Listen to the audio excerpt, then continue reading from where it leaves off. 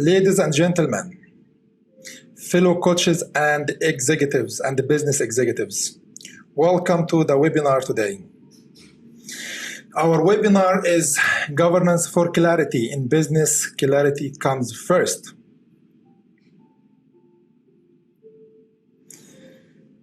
Today's session is interactive, so be ready to contribute. Our agenda is, we have 5 items to discuss today. One is corporate governance definitions. The second is clarity of roles and how to get aligned, and the key principles and variables, and the outcome of implementing a good corporate governance. I would like to start off with 4 opening questions. Question number 1, and please feel free to unmute yourself and speak up, or you can write in the chat box. The first question is, who holds the ultimate responsibility for the corporate governance?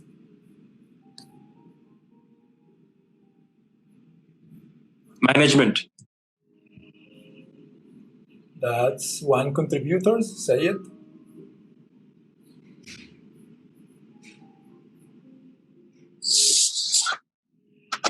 The board of directors. Abdullah, board. So I think board and senior management. Yeah, board of directors. All right. So let's say A is the board of directors, B is management. So we have 1 went for B and 3 went for A. Other participants? You can also write in the chat room. I see A. Yep. Board, BOD. Yes, Corona. All right. Second question. Second of 4. Who holds the ultimate responsibility for the risk management system within the organization? The management.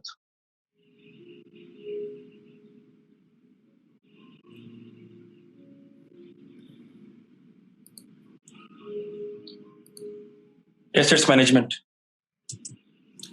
Okay. All right.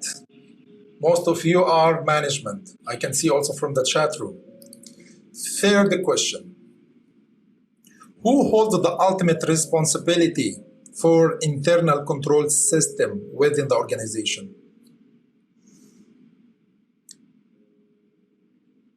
Again, management. Board, and they can maybe, I think, assign this to a dedicated person or like CRO, Chief Risk Officer. Okay. Answer is A or B? A or B? A. Muhammad Ruby?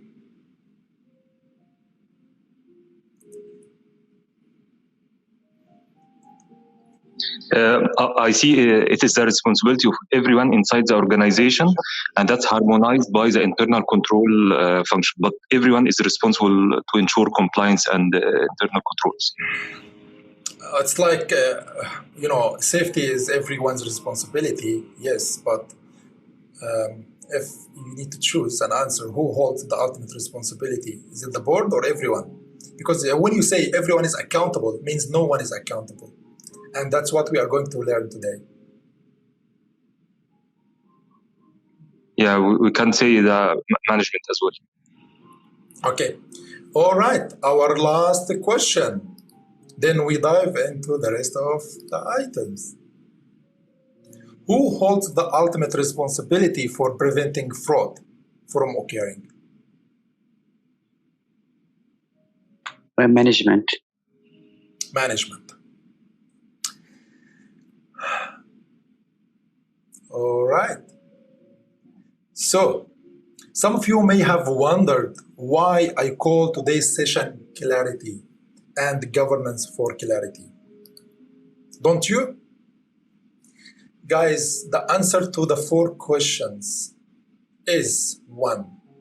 Is the board of governors or board of directors. Is a governing body. which is known as the board? The answer to the 4 questions is the board. That's why I call today's session Governance for Clarity, and the clarity in business comes first. So when I started, before starting my doctoral journey, my academic research in corporate governance, I thought corporate governance is a pretty straightforward discipline, and there is one generally known or agreed definition for corporate governance. But the reality was different. I found out that there is no generally agreed definition of corporate governance. I found that governance means different things to different people. And when I asked to present a year ago about corporate governance, this was my slide. I said governance equal ambiguity. Can you relate now? Aren't you a bit confused now from the 4 questions I raised? That was my feeling a year ago when I presented this. So this was like what's inside me, corporate governance equal ambiguity. I have worked with so many board of directors and senior executives, and many of them. Syed, you can also speak up, please. I can see that you have. Please feel free to contribute. This is a very interactive session. Yeah, we have the concept is that board has a supervisory role, so they cannot interfere in day-to-day operations. Like the ultimate responsibility for the operations, for everything goes to the management, like the CEO, which we say. So don't you think, because board is not involved in the tasks and in the targets and everything. So the concept of governance rests with they come in there, they have quarterly meetings, half-yearly meetings, they come and discuss the performance. But this is my concept. Yeah, you are right that this is a wrong concept, and that's why you are here and you're just telling us. But the concept all of us have. The management has a major role, and the board, they just have a supervisory role, overseeing the activities quarterly, yearly basis. Yeah, thanks. That's absolutely right. The board has an oversight role. And if we go with the European model, they have 2 board levels. They have the supervisory board and management board. They have 2 kinds of boards. And I will clarify now the role of the board, role of management, and the role of audit, because audit also is a form of independent party, and the audit here will be internal and external audit. I will speak about that after this definition. So, corporate governance, what came to my mind in the academic, or what came to my mind, was really ambiguity and confusion and lack of clarity. So when I start searching the literature, I found some, according to academia, that good governance refers to a combination of structures and mechanisms that align the interests of all parts. You might have heard of the agency problems and the agency theory. So the agency theory came up to manage the conflicts, the agency problems between the principal and the agent. The principal here could be the board or the owner and management, which ensures the voice of stakeholders is heard and information is described fairly. And that's, again, I found another theory called stakeholder theory. And the third theory was the stewardship. Jasmine, you want to say something? No, I just connecting. All right. So it's structure, the governance structure and the mechanisms are needed to commit all parts to work together towards a common goal. That's called stewardship theory. And last week I came to know about a new theory called resource dependency theory. So there is a lot, but moving from academia to practice, here are a few definitions that you as finance professionals and internal auditors might relate to. The first definition of corporate governance was the governance is the system by which companies are directed and controlled. And that was founded by the corporate governance godfather, Sir Cadbury, in the UK, the Cadbury Committee 1992. And that's, I think, very common in the finance field. The second definition is by the IIA, define governance as the combination of processes and structures implemented by the board in order to 1. Inform, direct, manage, and monitor. 4 elements. The activities of the organization toward the achievements of its objectives. The third definition is the set of principles and structures used to direct, enable, and protect a corporation. To direct, enable, and protect. And that definition and model was influenced by a US-based consulting firm called, I think, Aligned Influence. The fourth definition, which is the most recent definition, is the exercise of ethical and effective leadership. And that's King 4 by Sir Marvin King. So, what's your definition of governance? Feel free to speak up.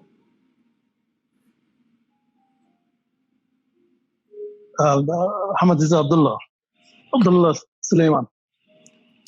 Yes, Abdullah. Because I'm an internal auditor, I refer always to IAA definition, which is used in the practice also.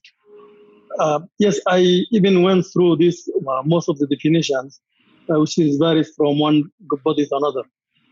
But coming to the practice, this is an issue, because in the practice you are liable or adhere to what the standards you follow. I know there is a gap between especially the academia and the practice, and even in each country you find different also standards. Yep. I think it all could work, but it needs improvement. I'm sure that some standards may follow this definition, but may not be comprehensive. That's why you find this ambiguity. Not only the definition, on the practice also. If you go and each organization, you find that even the board banks themselves, they don't understand what is the governance, what's the role, and also the management the same. So this ambiguity comes all together from the definition down to the management. Even these like auditors also sometimes confused in their roles in the government. I agree with you in this ambiguity, but for me now I'm just adhere to the standards for the definition of the governance as being stated by the Institute of Internal Auditors. Sounds good. Any further? So I see also Corona. However, Corona is a finance professional, but she went also with the IIE definition. Probably because she likes the 4 elements. Sayed, would you like to contribute?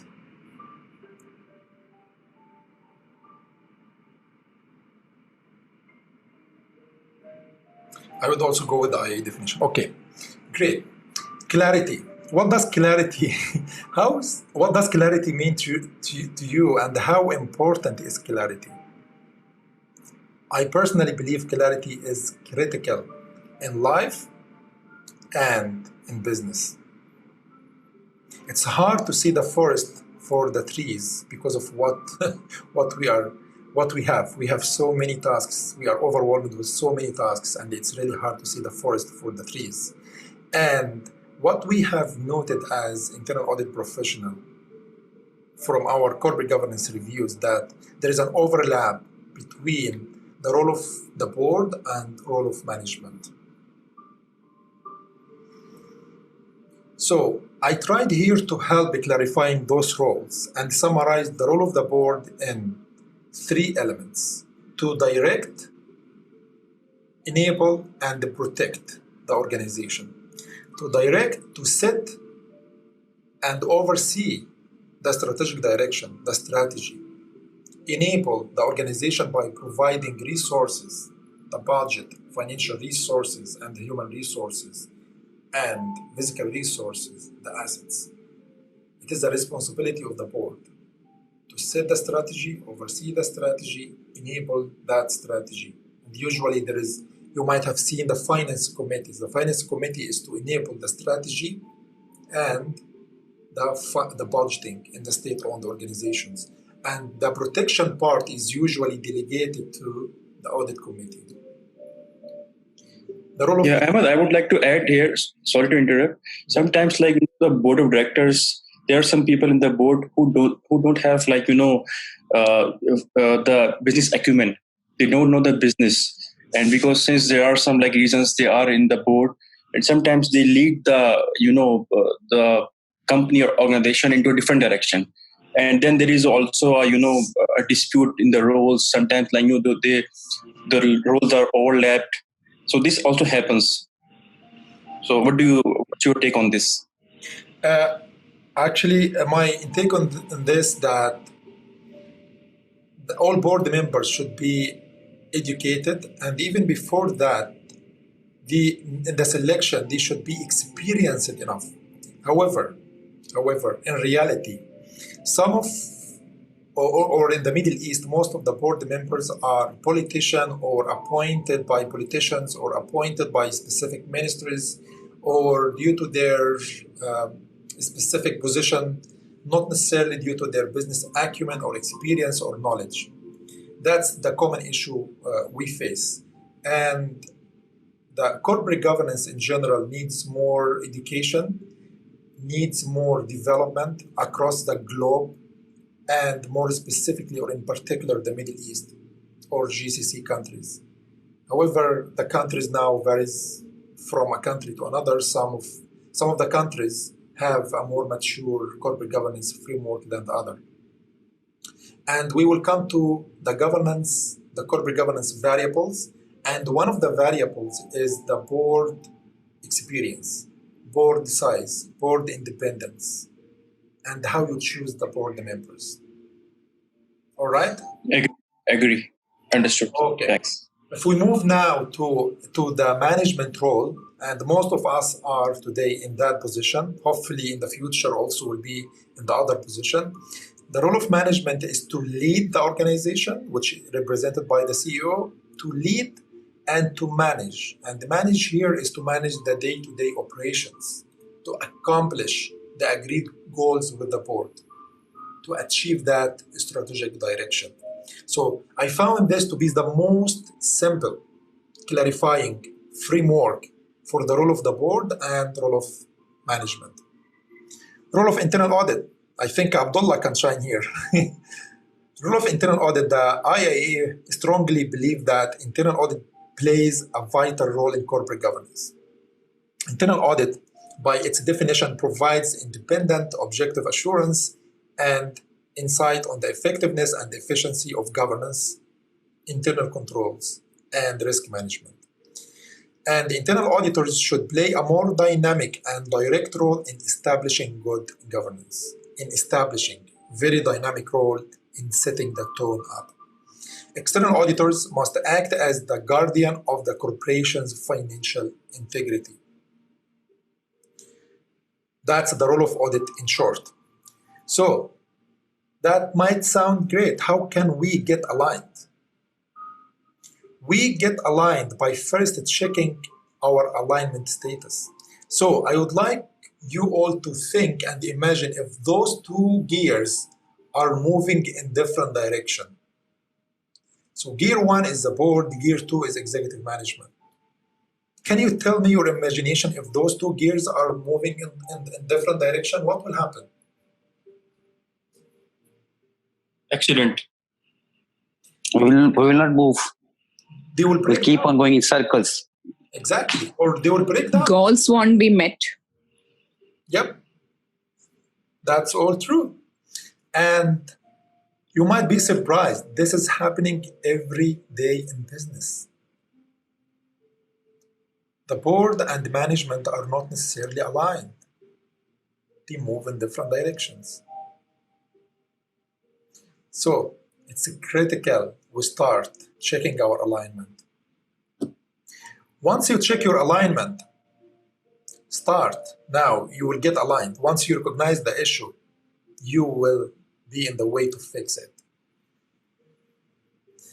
Get aligned. Once you get aligned, stay aligned for some time.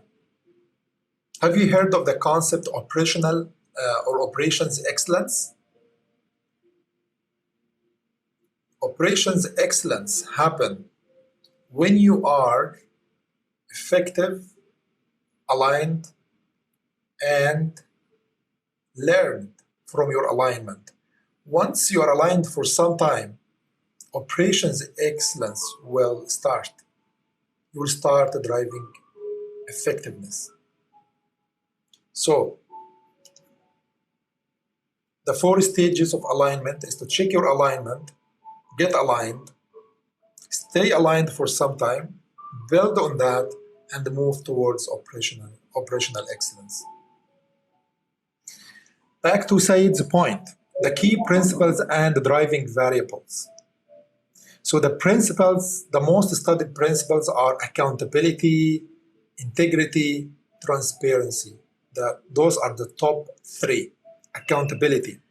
Every one of us is accountable to someone else. The board is accountable to shareholders. Senior management, the CEO is accountable to the board. The C-suite is accountable to the CEO. The managers are accountable to their team. Integrity. Without integrity, there will not be sustainable business. I believe integrity is the vaccine infrastructure for the business to be sustainable. If you want to continue to be in business for long term, not just a quick win and disappear, you must act with integrity and demonstrate integrity in business. Transparency. Sometimes people believe less is more, but as long as you are transparent and you comply or justify why you are not or you cannot comply with those specific requirements, that will make a big difference. Competency, experience, capacity of the organizations, fairness and participation, having different diverse members, value creation for long term, for a sustainable business, for a more citizen, the business. Have you heard of the concept business citizenship? Anyone? Feel free to speak up. No, I didn't. Okay, all right. Business citizenship is that the business should consider the community around in what they do and contribute to the community. And it's similar to somehow to sustainability, but sustainability is just focused on environmental issues, but citizenship is also about serving the community. It could be part of the CSR. The variables, one of the variables is board independence. So many argue that the more independent the board, the more effective that board would be, the more effective their governance would be. The more diverse the board, and I think the ladies in the call today would be happy with that. It's found that the gender diversity and more females in the board that makes that board more effective. Remuneration, about fairness, how you compensate the board members, how you compensate the chief executive officers. The CEO characteristics. Who do you hire? Who would lead? Who will drive that business? Assurance, risk management, board and CEO succession and evaluation. So one of the good governance requirement is at least one annual evaluation to the board and its standing committees. But that doesn't happen everywhere. But at least the board and its committees should be evaluated annually for their effectiveness against their mandate. Succession planning, it happens where sometimes the CEO would just quit without a succession, and that will cause big interruption to the business. One of the most successful corporate governance frameworks today is King 4. I would highly recommend, and I'm happy to share the link to this. It's available, publicly available for free, the King's 4 report.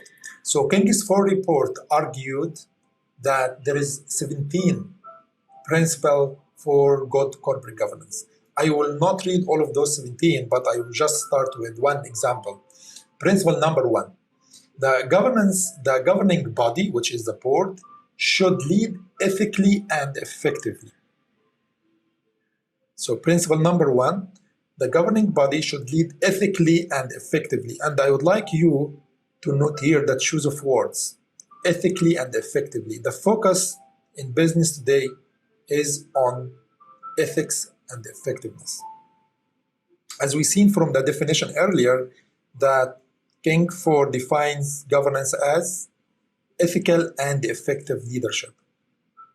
So they argue if you follow those principles and their recommended principles, you will achieve, before we start here, you will achieve this. So the governing, but the outcome of following the principles and recommended principles would be an ethical culture, good performance, effective control, and legitimacy.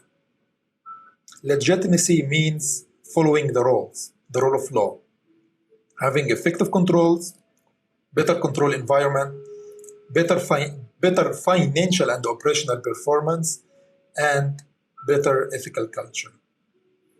So, the last slide before we go, or before we start Q&As,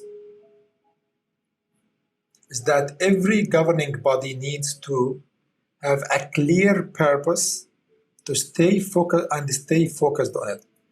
In corporate governance, good corporate governance requires to have a unified purpose, a unified and agreed to mission and purpose.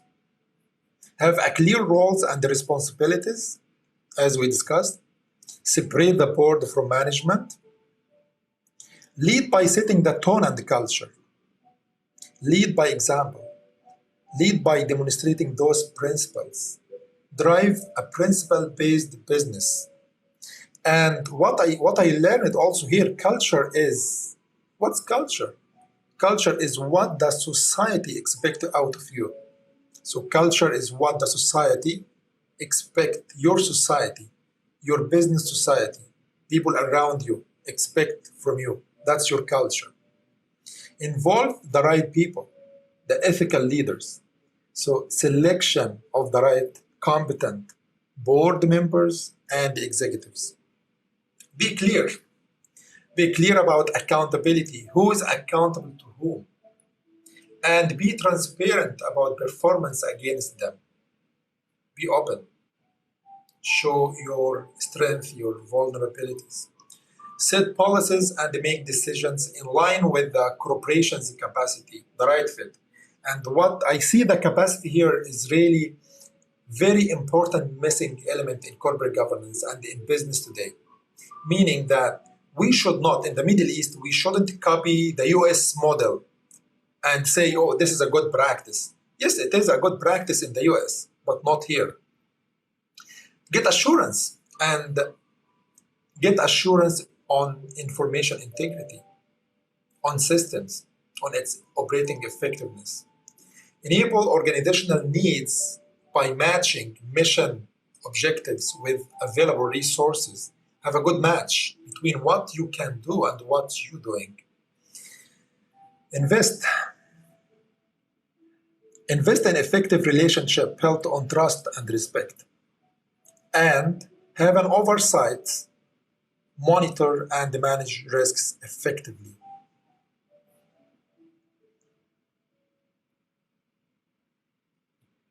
I would like to thank all of you for listening to me today, and I'm open for any questions or contributions from all of you.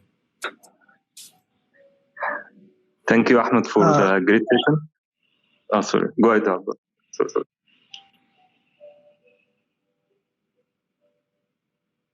Yes, thank you very much, Ahmed, for the great session. Really, it's very informative, and we learned a lot of new things. That's very insightful. I have two questions. One, as you mentioned that, and as we know that we should separate the board of directors from management, but we can see in many big organizations that the board of directors is the same person of the CEO. Also, in some organization, we can see the CEO is a member of the board of directors. So how do you see these two points? I came to learn that Facebook, Zuckerberg is the CEO and the chair of the board.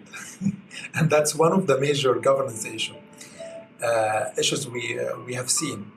I agree with you, Muhammad, that it's one of the top governance issues today, and there should be a separation and independence of the board from management. So the agency theory should really should be implemented, and the board should select a competent CEO who has the business acumen and know-how to lead that business. So we need to work on that, and as executives, we need to change that. Thank you. But it's okay to the CEO to be one of the team member of the board of directors, just as a team member, or also it's not recommended? See, I think the common example in the Middle East is the CEO is a non-voting member in the board, which is okay. As long as he doesn't influence the board decisions, it's okay. Okay, thank you. It's clear. Thank you very much. Okay, Ahmed, thank you for this very insightful and informative presentation. I learned a lot. This is going beyond, the traditional, what we heard about governance. It opened for me different perspective. I have first, I need to know the four king or the king four principles, the source of it, and if you can share it with us. Yes, because it's first time to hear about it. Yeah, definitely. I'm happy. I will share the link to the report. You can download the report. It's free. And I'm happy also to discuss further if you have any specific things, because I'm currently developing a framework for corporate governance that would be more fit for the Middle East. That's my study. So I came up with that framework. I'm showing here the governance, the structure, the strategy, and then I written here some operations and infrastructure requirements, and then the key principles, the top 10 principles and top 10 drivers, and the outcome if organizations implement that, with some enablers as well, like technology, like collaboration, like processes and the workflows, like conformity and specific accreditations as well, like knowledge management. Those are all enablers, and culture alignment. So so this is a form of a framework which I'm working to test to be more specific to the GCC countries. And the outcome, if that's being implemented, would be a good financial performance, good ethical or more ethical culture, effective control and leadership, and the fourth element would be trust. Because what I see and what I expect and anticipate with the pressure, with the economic pressure or the pressure on the GCC economies, most of the state-owned organizations would have to be self-funding, self-sustainable or self-funded. So that will put a lot of pressure and a change in the mindset. So I'm expecting that very soon most of those organizations will be looking at something similar to that framework, and also looking at different sources of income and fund.